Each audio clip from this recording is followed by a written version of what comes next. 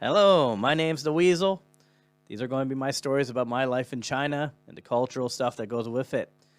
So I'm going to be doing this to backgrounds of GoPro videos because it's kind of boring watching me just talk. But this is me. Hello, nice to meet you.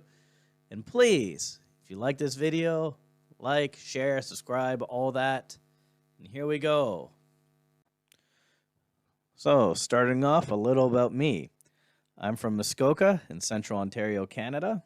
I cooked in restaurants for many years before moving to China to teach English. I've now been in China for 5 years. Probably wondering why the Weasel. That's a nickname given to me by my brother's coworkers right when I started high school. So it's just from the stories he told. I don't know what stories they were. I don't think they're very true, but that's just how it was. So coming into grade 9, that was the nickname I had going all through high school and for many years after that around all my hometowns still. So I just got used to it. It's a good enough tag for here. So I'm sorry some people feel uncomfortable. So, like I said, I've been in China 5 years now, but where? Now, I know a lot of people don't know much about China. So I live in Shenyang, Liaoning province. I know that also does not help because a lot of people probably know Beijing, Shanghai, the major cities like that, but they don't know that. So China is divided up into regions like everywhere. Most people know, like all these places, but hey, it's just how it is. So there's northeast China. That's where I am. The east is the more developed area of China. And this is really the northeast is the industrial area, just surrounded by North Korea to the east, Russia to the north, and the steppes of Inner Mongolia to the west. There's Hubei province and Beijing down south. And so there's a lot of influence from all these places here. And it really does change where you are in this area, how much influence these places has. So it's pretty interesting that way. Shenyang is the capital of the Liaoning province. This is really, it's an industrial hub city, getting raw materials from the mining of cities like Fushun, and all nearby places like that for their factories. This really was the industrial part for most of the thing with like lots of cars and stuff like that, but now it's changing and having to switch over its economy. So, given that it's an industrial city, most people even in Shenyang will say it's not a pretty city, but it does have some beautiful parts. In recent years, it's been really modernizing and being beautified. So, in this history, it's best known for two big things. It was the home of the Qing dynasty before they controlled China. So, this was the last dynasty of China, really before it kind of fell apart, had the governments, then the Civil War, and revolution, of course, with Mao taking over and making modern China. So, before all that, there's the Qing dynasty. And the guy who made that, Nurhaci, he formed this, what was called the Manchu or Qing dynasty. And he was actually born apparently in nearby Fushun, which I can get to by like public transport even from here.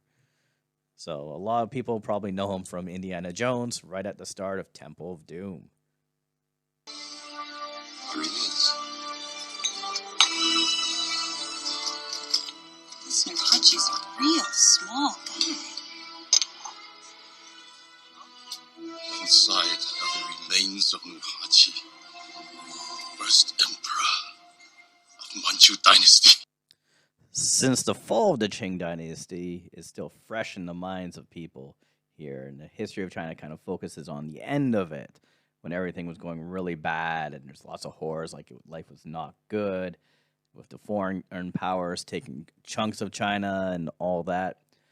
Modern Chinese really is a contrast of that, compared to that, so they don't really look favorable on the Qing dynasty here. But they really should be proud of when it was powerful and great part of that.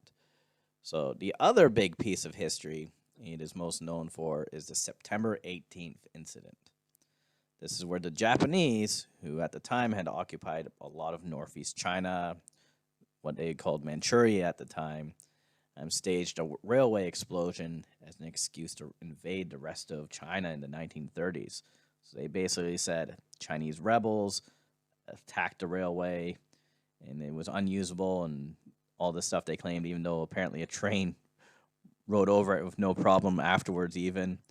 But this has in the town there is a pretty dark but amazingly set up museum about this that shows like the horrors of the war, and but it has a lot of anti-Japanese propaganda in it too.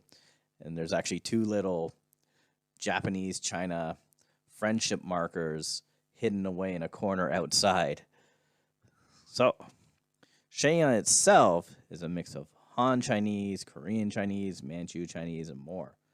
One of the things that is sad for me that I was hoping I'd be tall when coming to China, but the Northeast has a lot of tall people, so I kind of went from being actually short to more average height. My dreams of a giant were shattered. Just sad, sad. So most of my videos will be of Shenyang, talking about life in China and how our cultures sometimes clash.